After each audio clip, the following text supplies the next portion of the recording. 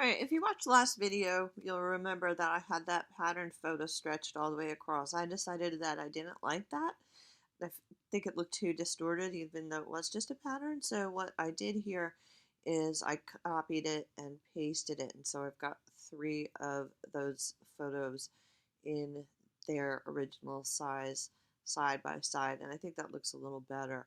So the next thing that we're going to look at is using or adding additional shapes.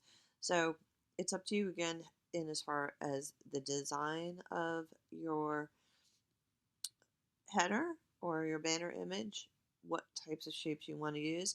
Let's say we want to put a shape in here, a rectangle. So we're going to go to the rectangle tool in our toolbox. And by the way, if your toolbox doesn't show up, go to Window and choose Tools.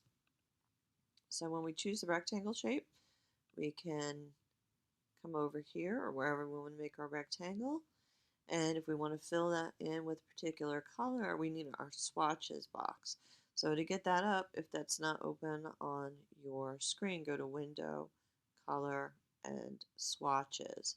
Once that comes up, if you want to fill the object, click here where I'm clicking in the swatches box, this little square that's on the top. That's the fill. Make sure that you also have the object that you're working with selected as well. So I need to go back to that rectangle, and actually I kind of lost it, so I'm just going to draw another one. So when you draw this rectangle, you want to make sure that it's selected. You can tell that it's selected because you'll see these little squares around the side. If it's not selected, then InDesign doesn't know what to fill with a particular color. So if you need to select it, select an object to get it to fill with a color, just click on it with your main arrow tool. So I'm going to come over here and let's say that I want to fill this with a blue that kind of goes along with that. I would probably adjust that color a little bit more, but what I'm going to do is just for now fill that with a blue. And then I'm also going to, so I've got a basic rectangle shape here. I could also look at things like if I go to Object and Effects, there's some different options. I'm going to do, and you can experiment with these, but I'm going to do the inner shadow.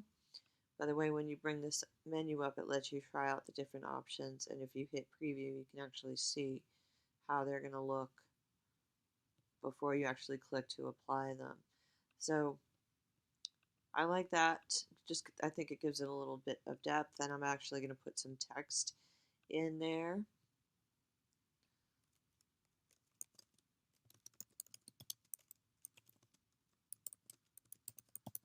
And then I'm going to put my font up here. So you can switch your fonts up the top here. It's usually going to default to Minion Pro, so I'm going to go and choose a particular font that I think will work pretty well. I'm going to use Avener. I like that font. Make that about 24, maybe a little big.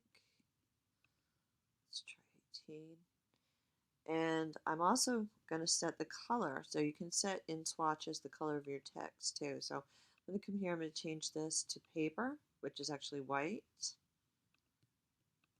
And I'm just going to click on that and just kind of move. What I'm doing is actually using the arrow keys to move that in little bits instead of using my mouse. So there's the beginning part of it. If you want to make something like a line shape, you can use the line tool. Then up here you need to set it so the higher the point size, the thicker your line's going to be. So let's go about 3 points on that. And then again, you could set that to varying colors. So if I wanted to change that to a different color, what's different about this is that instead of being a fill, I want to use what's here, and that's the stroke option. So I'm going to choose that option there. And what stroke means too is if you wanted to do the outline of any object. So if I wanted to actually set, currently doesn't have an outline, but if I wanted to set an outline or stroke on this rectangle, I would click instead of fill, I'm going to come down to the second option, choose stroke, and then the color that I want. So let's say I want to put green around that. And then again, you can set your point size up here, so however thick you want that to be. And we could take that off. I kind of don't really love that, or maybe make it a little bit lighter. So again, those are some of the things that you can kind of experiment with. Other shapes you can make if you go to the rectangle tool and hold down, you can make circles. Again, you can also fill those in. So I'm going to click on that circle.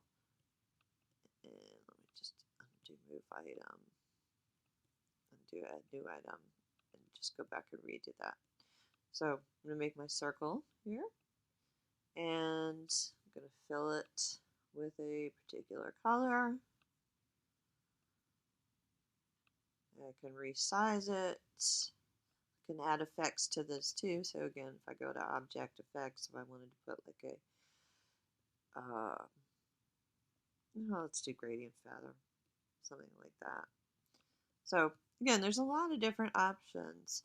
You just kind of have to think about how you want your overall header to appear and how it's going to go along with your theme and that type of thing.